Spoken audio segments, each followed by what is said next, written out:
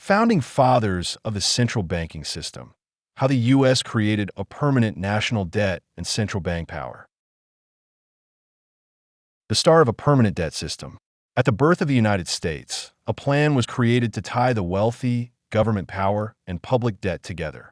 The idea was simple but dangerous. If the government owed money to wealthy bondholders, those same people would support taxes and a central bank to protect their investments. The goal of central banking. The early national debt was encouraged not to build roads or supply the new nation, but to make sure influential people stayed loyal to the government. A central bank would monetize debt and print money when needed.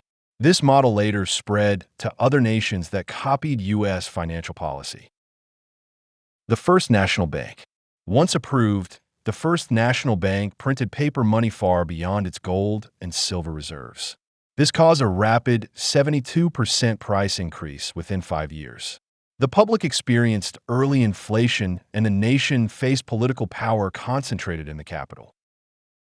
The Second National Bank and public backlash. After the War of 1812, the bank was brought back. States became alarmed at how much influence this bank had. Some states refused to allow its branches and taxed it heavily.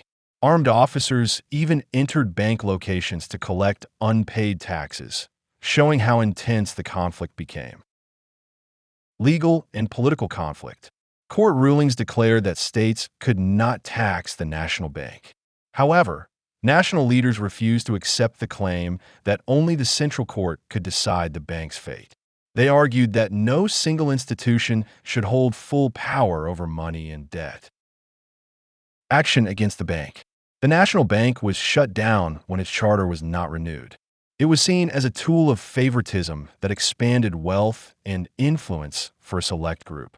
Leaders criticized it for helping some political candidates while ignoring others. Period of free banking. After the bank was closed, private banks operated with limited government control. This period lasted roughly 2 decades.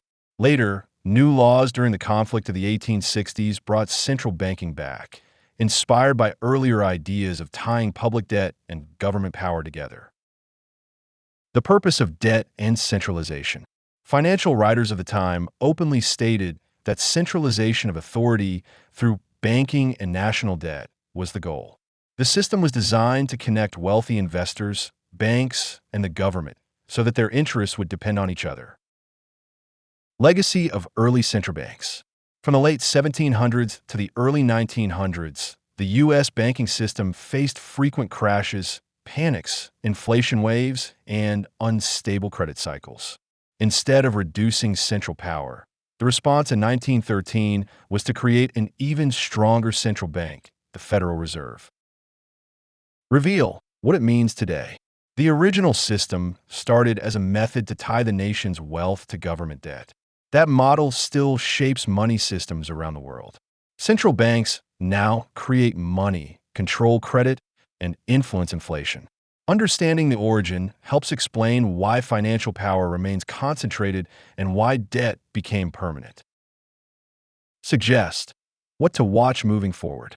Watch how current central banks expand or limit money. Know that each change in policy affects everyday savings, borrowing, and inflation. Awareness is the first step in protecting financial freedom in a system built on permanent debt and central banking power.